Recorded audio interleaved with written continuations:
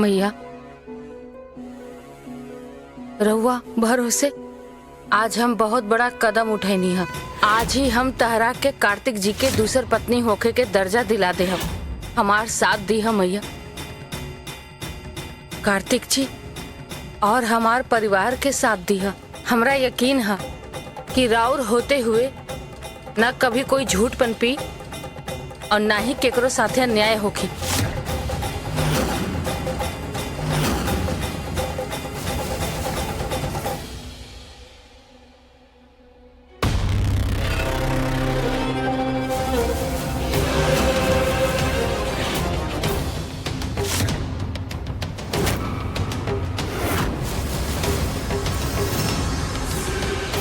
बहुत अच्छा तमाशा कैला तानी घर के अंदर। हमार त नमवे ड्रामा खातिर रहल है, लेकिन तुम कुछ कम नहीं हो। एगो बात बतावा, कनी तो बस अपना पति के बाटे खातिर तैयार भी रहे ना। तलाक के तो कोनो बात तू कैलस ना, त तू का एक के घर में अपनी सौतन के साथ रह लेबू? अरे रत्ना भाई, बात के समझा। आज वो अपना पति के बाटे के तैयार बाड़ी, कल जब हमनी के बच्चा होई तब फिर अपनी सौतन के साथ रह लेबू?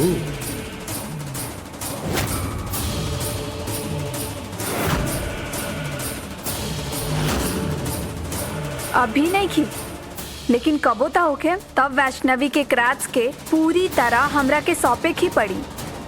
काहे कि वो खुद माँ जेने के बन सकत। पलड़ा तो देखा हमरे भारी हुई।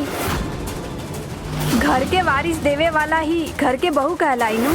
और एक बार हम क्रच के अपना बना लेनी, फिर वैष्णवी के नौकरानी बनावे में ज्यादा टाइम ना ले।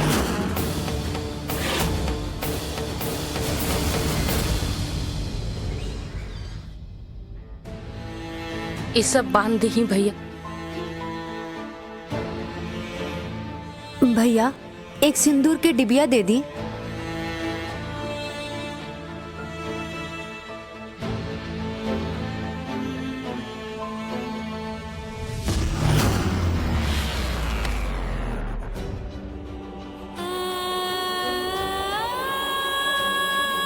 ली। Thank you. रउआ बचा लेनी, नहीं तो सिंदूर के गिरल बहुत अपशगुन होला। जाना ताने, जैसे जैसे हम आज राउर सिंदूर बचैनी है, काश काश वैसे ही कोई हमार सुहाग के रक्षा करे वाला भी हो। सिंदूर के गिरल ओकर खत्म हो जाएली काहे दुखदाइया। ऐसन काहे होखेला कि खाली आधा सिंदूर बाटे से ही ओकर हिस्सा के पूरा खुशी चल जाला। राउर किस्मत के इस सिंदूर हमेशा राउर रहे, ये हमार कामना है।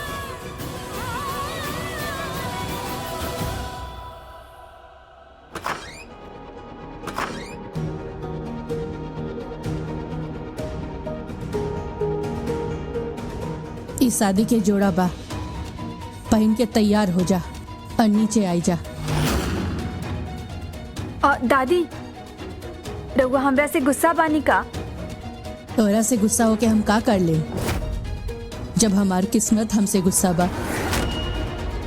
आज घर के लक्ष्मी के अपमान करके और ई घर के चिराग खातिर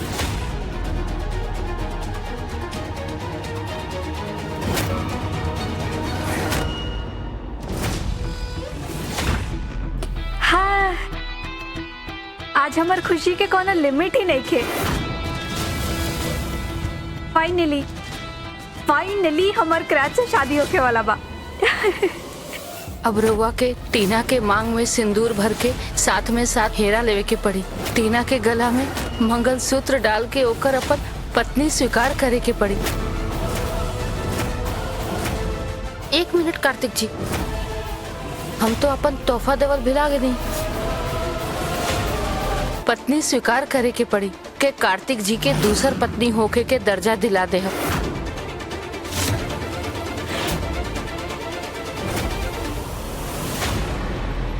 कार्तिक जी, कार्तिक जी रहुआ तू हमारी साथे ऐसा कैसे कर सकेलू वैष्णवी? हाँ, कैसे बांट सकेलू तू हमके केहू औरी के साथ? कैसे कह देलू तू हमसे कि हम टीना से शादी कर ले? हम तोहार पति हैं और ये हमेशा तोहरे बन के रहे। हमके कोनो हक नहीं कि हम तोहरे सिवा केहू और से अपन संबंध जोड़ी। आ तोहके कोनो हक नहीं है कि तू हमके केहू औरी के साथे बांट। हम ही शादी नहीं करे, चाहे एकरा खातिर हमके जेल ही कहना जायज पड़े। कार्तिक जी ऐसे मत कहीं कार्तिक जी। रहुआ जितना गलत सोचा था नहीं उतना गलत कुछ ना होखी। रहुआ के हमरा पे भरोसा बाना बाना बा लेकिन वेकिन कुछ ना कार्तिक जी, भरोसा बा कि ना? हवे बस तो फिर ज्यादा कुछ मत सोची। हम जे फैसला ले ले बानी ओकरा के मान ली।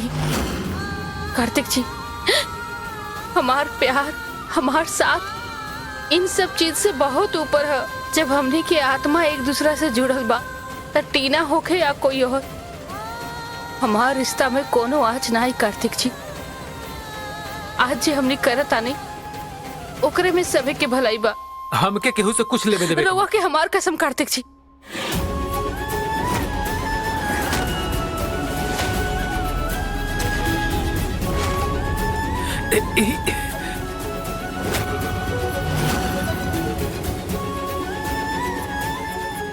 वैष्णवी तो के अपन कसम नहीं दियल चाहत रहे। हम जानत तनी कि तू हमारे साथे कबो कुछ बुरा नहीं होके देबू, लेकिन ये सब के बीच अगर तोहरे साथे कुछ बुरा हो गई तो हम खुद के कबो माफ ना कर पाए।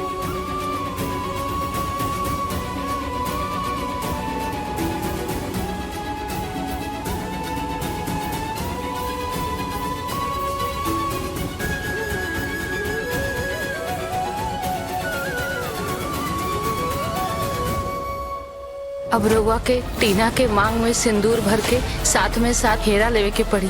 टीना के गला में मंगलसूत्र डाल के ओकर अपन पत्नी स्वीकार करे के पड़ी। 1 मिनट कार्तिक जी, हम तो अपन तोहफा देवल भिला गए नहीं।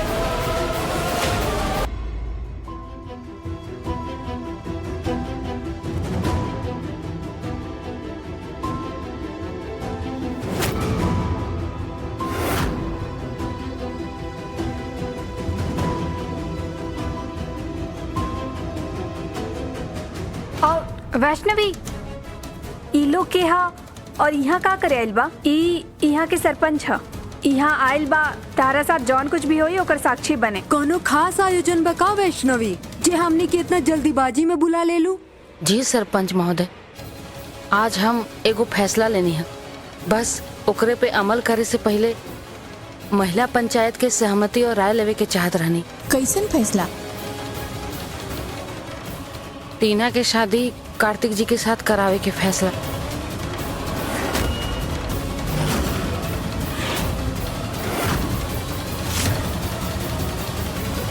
हाय राम, अपना ही पति के शादी करे चल्लू है? बुद्धि में भूसा भर ले बाड़ू का? कुछ कहे से पहले एक बार हमार पूरा बात तो सुन ली।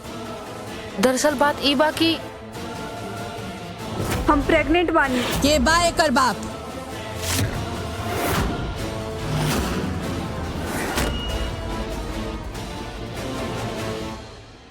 का जी, आपन ही नाटक नौटंकी तो खुदे बंद करे वाला बाड़ू कि हम सबके सच बता के बंद करवाई?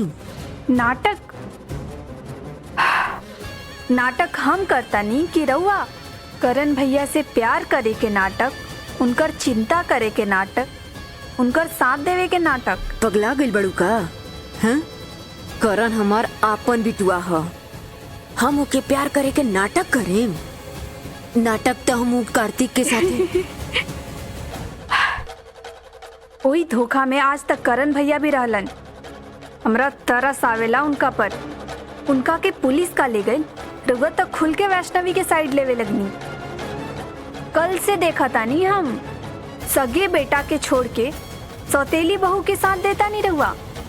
अब रउए बताई, ये प्यार के नाटक ना तो औरी का हा?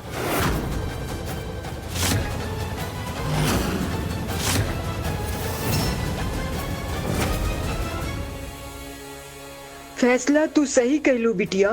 ताके तनी दुख भइल, लेकिन सबके खातिर इहे सही बा। बस फिर रउआ के हमार फैसला सही लगता तो फिर सही होखी। यही खातिर देखी ना, एक ही दिन में हम सारा इंतजाम कर देनी है। खानदान के वारिस देवे वाला की शादी है तो कोनो कसर ना होखी, कोनो उदास भी ना होई। सब नाची है ना आज। और हमार तरफ से तारा खातिर कुछ खास तोहफा भी आवता टीना। कैसन तोहफा? अभी हम ना बताई, बस तू इतना समझ ल कि ओकर बिना शादी अधूरा रह जाए।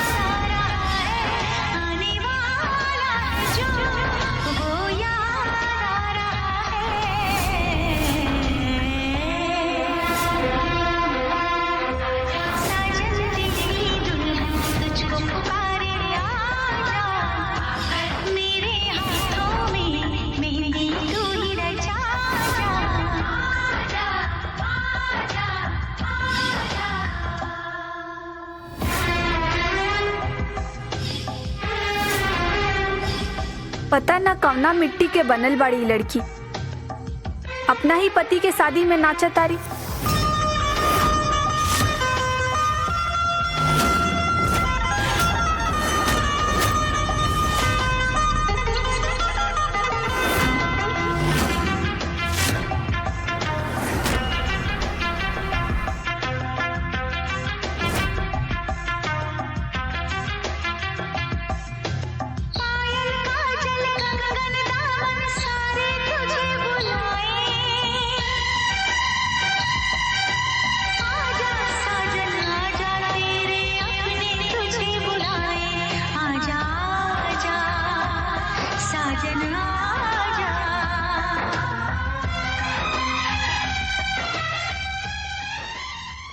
इस सारा सुहाग के निशानी हटी ना।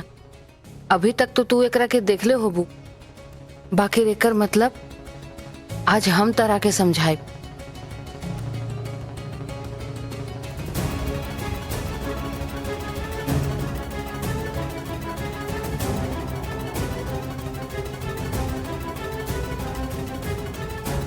ये खाली साज श्रृंगार के चीज ना हटी ना, एगो सुहागन के शस्त्र भी है।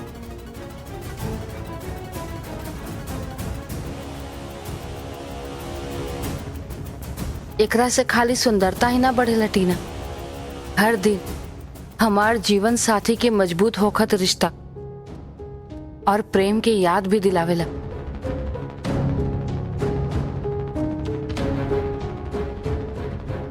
ये एगो पवित्र रिश्ता के निशानी है टीना। ये खाली कुछ साल खातिर ना,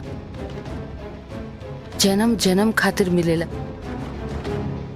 क्रैच के साथ हमार रिश्ता तो हमेशा से रहल बा वैष्णवी, बस बीच में दूरिया आई रहला, लेकिन अब सब सही होके वाला बा।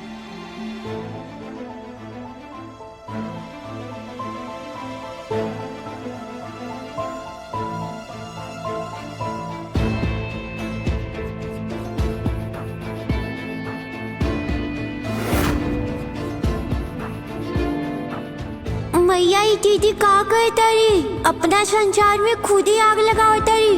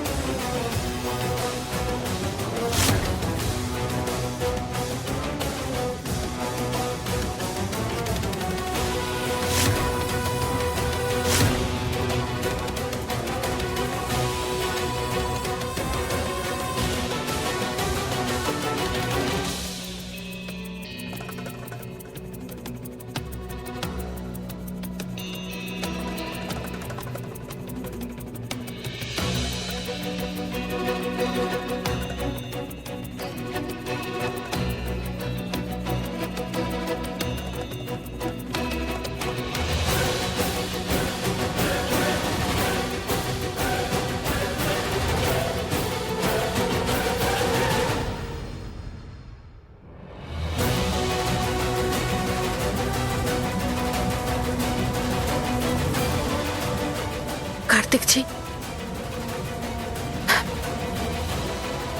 अब रउआ के टीना के मांग में सिंदूर भर के ई अग्नि में 7 फेरा लेवे के पड़ी।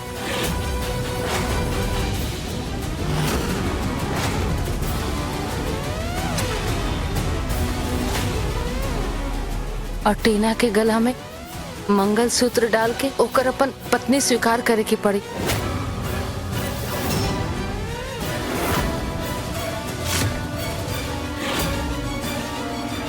वैष्णवी, हम ये सब कार्तिक जी, हमार बात ना मानब रहो।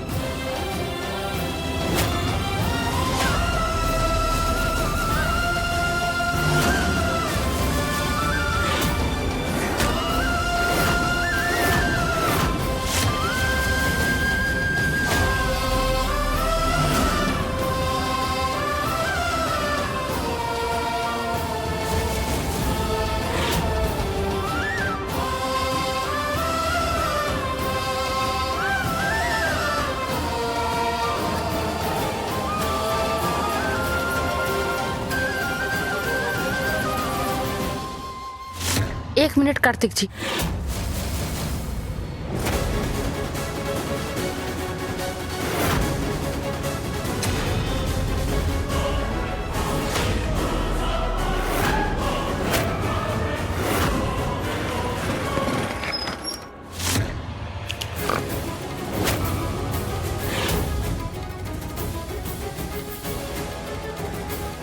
हम अपन तोहफा देहल तो भुला गई ना।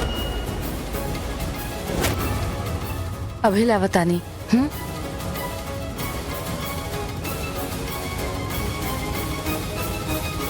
आ जाई रुआ।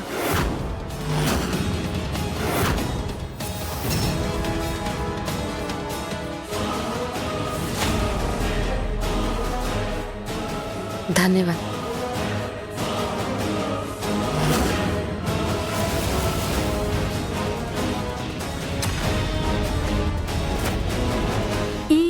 कहा वैष्णवी? अभी दिखावता नहीं।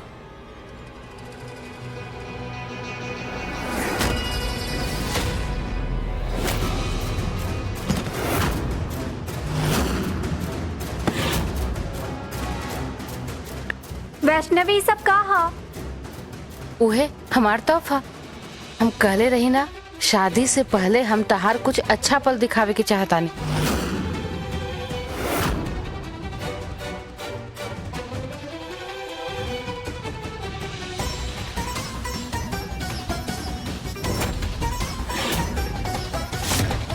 वैष्णवी, हमरा लागल तो वीडियो बनावे के बात करता रू, लेकिन ई प्रोजेक्टर काहे लगा देलू? वीडियो चलावे खातिर लगेनी है। ओह,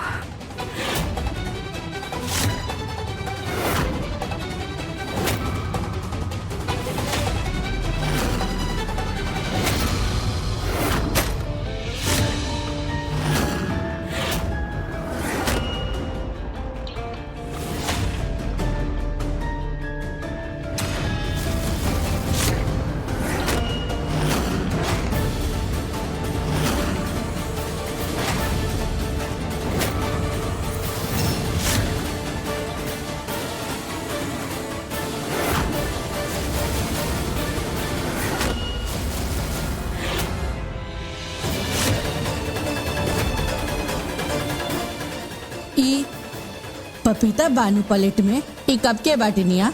कल रात के दादी।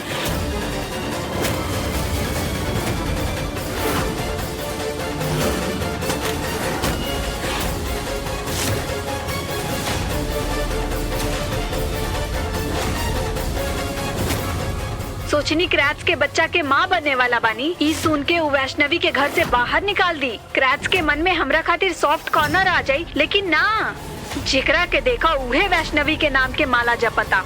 पर कल हंगामा ऐसन होके चाहिए कि सब केहू के रौंगटा खड़ा हो जाए।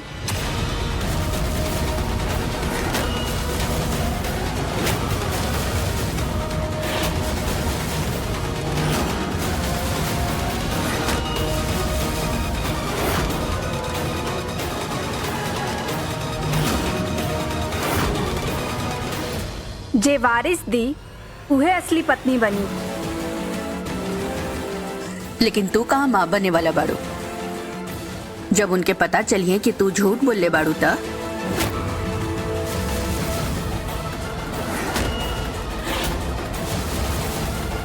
अरे अपना नहीं तो अपना बच्चा के तो सोच। अरे का जीवन हो ओकर।